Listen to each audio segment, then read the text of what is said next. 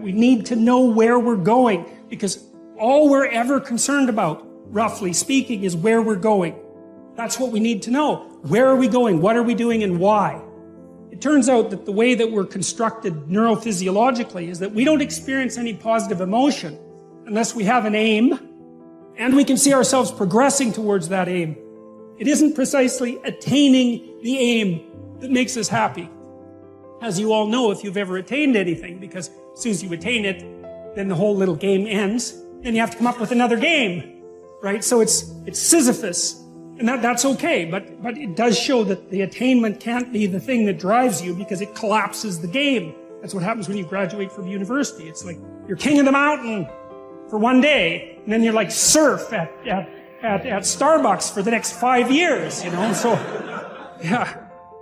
So what happens is that human beings are weird creatures, because we're much more activated by having an aim and moving towards it than we are by attainment. And what that means is you have to have an aim, and that means you have to have an interpretation. And it also means that the nobler the aim, that's one way of thinking about it, the better your life. And that's a really interesting thing to know, because, you know, you've heard ever since you were tiny that you should act like a good person. You shouldn't lie, for example. And you might think, well, why the hell should I act like a good person, and why not lie? You know, even a 3-year-old can ask that question, because smart kids learn to lie earlier, by the way. And they think, well, why not twist the fabric of reality so that it serves your specific short-term needs? I mean, that's a great question. Why not do that? Why act morally? If you can get away with something, and it brings you closer to something you want, well, why not do it? These are good questions. It's not self-evident.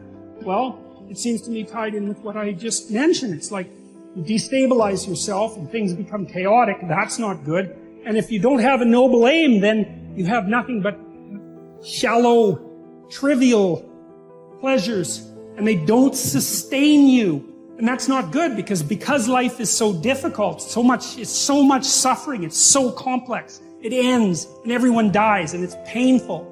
It's like, without a noble aim, how can you withstand any of that? You can't. You become desperate, and once you become desperate, things go from bad to worse very rapidly when you become desperate. And so there's the idea of the noble aim, and it's not something, it's something that's necessary. It's the bread that people cannot live without, right? That's not physical bread. It's the noble aim. And what is that? Well, it's to pay attention. It's to speak properly. It's to confront chaos. It's to make a better world. It's something like that. And that's enough of a noble aim so that you can stand up without, cringing at the very thought of your own existence, so that you can do something that's worthwhile to justify your wretched position on the planet. And whatever it is that is you has this capacity to experience reality and to transform it, which is a very strange thing, You can conceptualize a future in your imagination, and then you can work and make that manifest. You participate in the process of creation. It's an amazing idea, because it gives consciousness a constitutive role in the cosmos. You are going to meet people in your life you do not like. They may not like you. Doesn't matter. The point is, in work, you're achieving results towards a goal. Now, you don't have to love everybody you work with. It's a nice bonus, but it's not going to happen. So you got to kind of realize they are stepping stones in your career. They are stepping stones if you're an entrepreneur. They're points of resistance. They're roadblocks. They're pitfalls. They're bumps. Whatever you want to call them. But you've got to achieve success. You've got to get over them. You've got to work with them, and you're going to move on. If you dwell on those, if they eat at you and they take away from your focus, then you're losing. And that's something you have to learn. You have to learn to deal with the noise, people that don't like you, people that hassle you, people you don't like. But that has nothing to do with achieving the objective, whatever that is. The first source of inspiration is deciding. Second source of inspiration is planning. And now, here's a big source of inspiration: beginning, getting started. Actually turning thought and the notes on the paper, the plans, actually now committing it to action, getting started. And beginning can be an incredible source of inspiration. Guess what you can say? I'm on a new track. I have carved out for myself a new beginning. I'm on my way to the most incredible health. I will never be the same again. I'm leaving the old, undisciplined part of me. I'm leaving that behind. I'm a new person. I made my first walk around the block that I'd thought about for so long and never did. I finally did it today. I've started. I have begun. That is an incredible...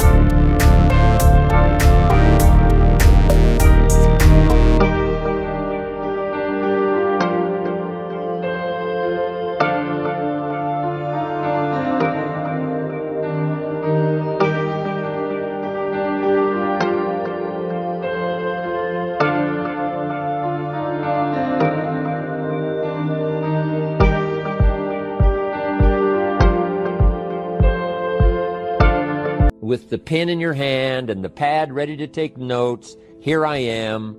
I'm starting on a new journey of learning. Remember that. Beginning is a fantastic source of inspiration. Planning is an incredible source of inspiration. If you begin that first week and then you don't continue, yes, you'll be inspired by deciding and planning and beginning. But all of that now will start to fade away if you don't do number 4. One of the great sources of inspiration is progressing. Once you've gotten started, now you proceed, you progress. Now you go to class the second week, you go to class the third week. But it's not only progressing in terms of time, it's progressing in terms of what you're learning, progressing in terms of getting the information that you hadn't discovered before. Now you're excited about that. You use your time not jogging. You see, time determines everything. If your marriage is under stress, it's because you haven't used your time in your marriage properly. Time is so powerful that whatever you invest your time in, you become. There are some people in your life you need to drop. Why? They ain't help you.